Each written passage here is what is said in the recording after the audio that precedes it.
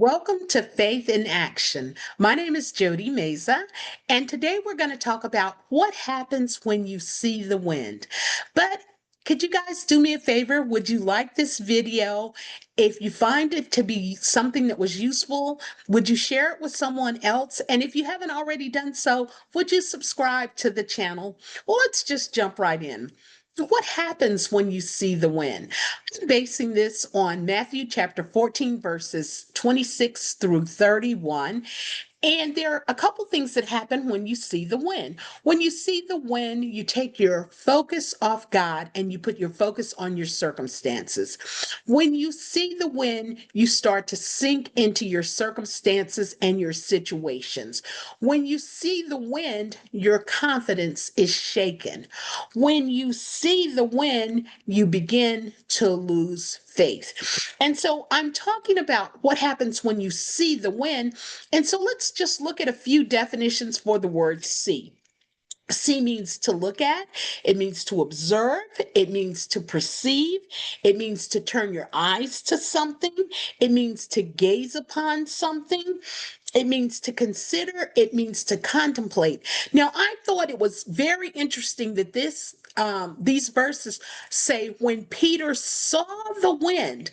It seems to me that they should have said when Peter felt the wind or when Peter felt the forces of the wind, but it said when Peter saw the wind. When he saw the wind, the things changed. When he saw the wind, situations changed. But just to give you a little background on what's happening, John the Baptist has been beheaded. John's disciples go and they tell Jesus that John has been beheaded. If you remember, John the Baptist was Jesus's cousin. His mother was Elizabeth. And John was a forerunner of Jesus.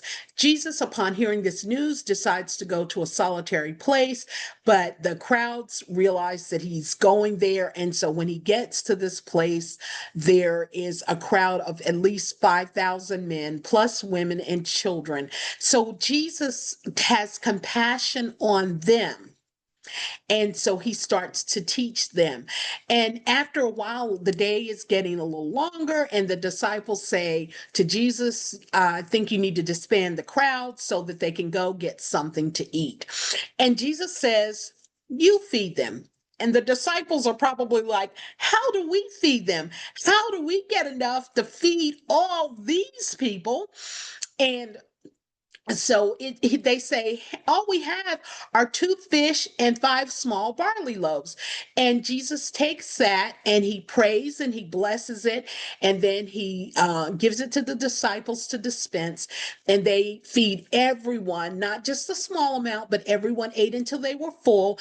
And then after that, they collected 12 baskets of leftovers.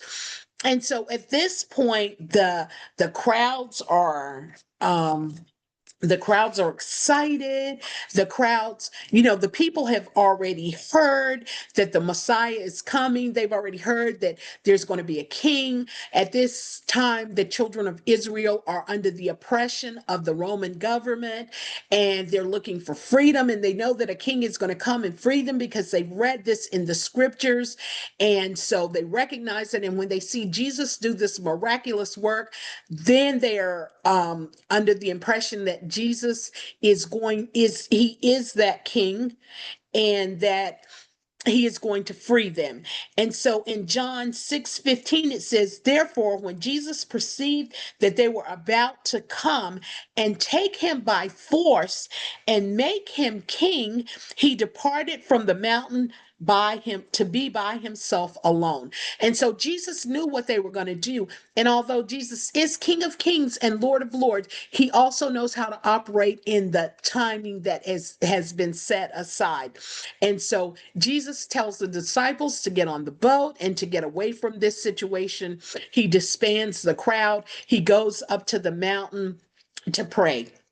And so he's at the mountain praying, and it's the fourth watch, and the fourth watch of the clock is between 3 a.m. and 6 a.m. And so during the fourth watch, he looks out and he sees the disciples and he sees their boat and he sees that they've encountered a great storm, that the winds are blowing, the waves are fierce, and they've encountered a great storm. And Jesus then walks on the water. He walks on the Sea of Galilee and he goes to them. Now, when the disciples see someone walking across the water, they become fearful. They're afraid. They think it's a ghost, or it was said during that time that ghosts and that demons walked during the night. And so they think it's a ghost, but Jesus tells them not to be afraid. He says, "It's me. Don't be afraid. Be of good cheer." And so he's walking toward them on the boat. They're on the boat. The storm is still going. Jesus has not calmed down the storm yet. And so Peter looks and he says, "Lord, if it's you, bid me to come." And so it says, "If it's you, bid me to come." It's more like, "Since it's you, tell me to come." Now, I want to say a few things about Peter's character. Peter is a man of great faith, and that is exemplified in the fact that during the storm, Peter sees Jesus and says, "Since it's you, tell me to come." As opposed to just waiting for Jesus to get on the boat, Peter says, "Tell me to come and I'll walk on the water to come and meet you." So that shows that Peter has great faith. Another thing about Peter is Peter doesn't make a move unless Jesus tells him to. Peter is willing and ready to get out the boat, but he's not going to get out of the boat until Jesus tells him to come. So it shows the trust and the faith that Peter has in Jesus. But Peter was also very impulsive. If you remember, Peter was a disciple in the Garden of Gethsemane that cut off the servant's ear. Peter is known to be impulsive. In Matthew chapter 26, verses 33 through 35, Jesus answered and said to him, "Even if all are made to stumble because of you, I will not stumble." And Jesus said to him, "Assuredly I say unto you that this night before the rooster crows, you will deny me 3 times."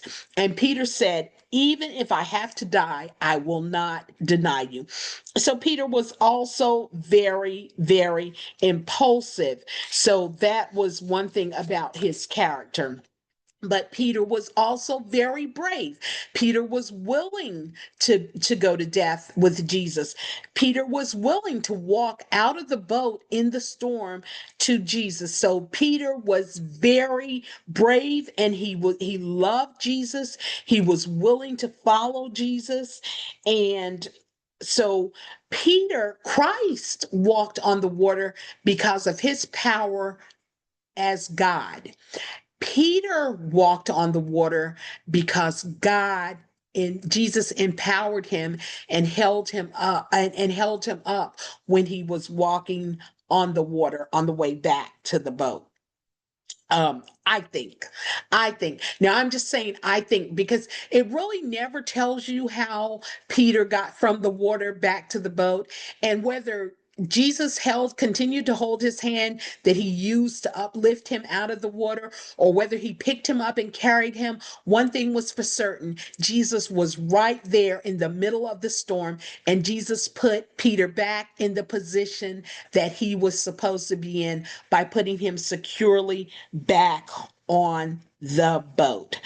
And so Peter walked out on the water, and what happened is it says that Peter saw the wind, and when he saw the wind, Peter became afraid and he began to sink.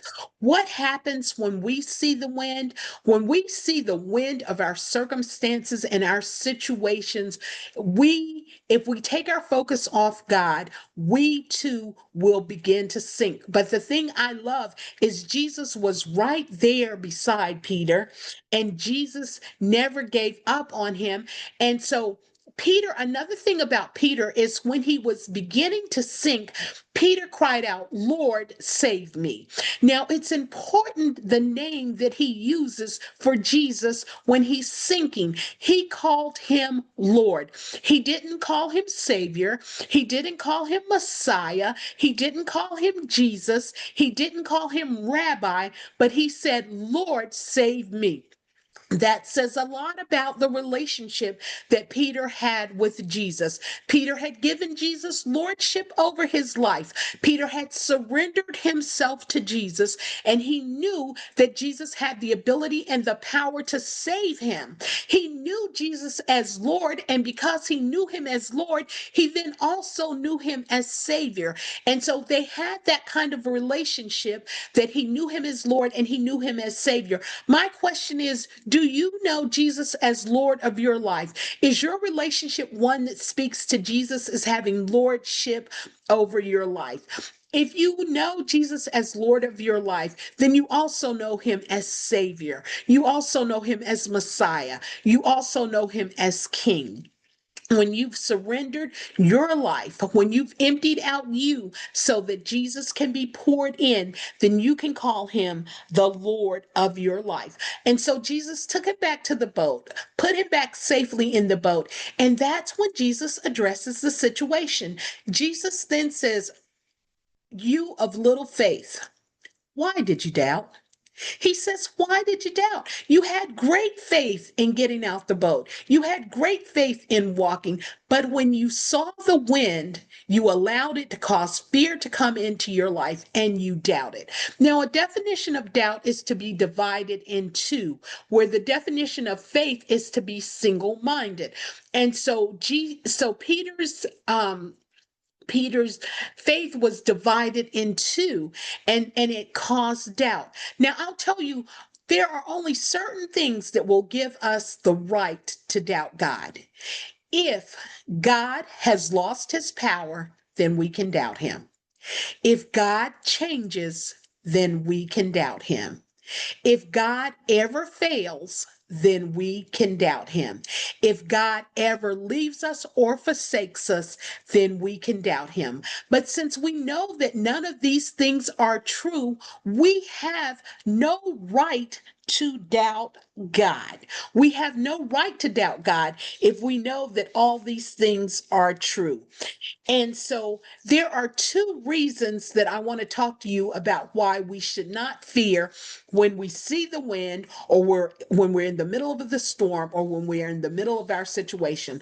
The first reason we should not fear is, number one, the storm and the situation are not usually as bad as we think. Usually we've blown it up in our mind. We think that it's worse than it is. And usually it's not really as bad as we think. So because it's not as bad as we think, that is one reason not to fear when we see the wind. The second reason not to fear when we see the wind is, even if it is as bad as we think, we have a solution in God, and our solution is greater than any problem we might face. So I want to end this by saying, when we face the wind, if we have a reason to have little faith, we even have more reason to have great faith. So when you face the wind, don't worry about your situation. Don't worry about your circumstances. Don't worry about what's going on around you. Keep your focus on God. Trust in him and continue to walk on the water. Continue to move forward even in your time of storm. Thanks again for watching. My name is Jody Meza. This is Faith in Action. And again, if you like this video, please share it with someone else that you think it might help. Please like the video, and please subscribe to the channel if you haven't already done so. I hope you have a great day. Continue to be water walkers, and don't look at the wind in the storm, but look to God.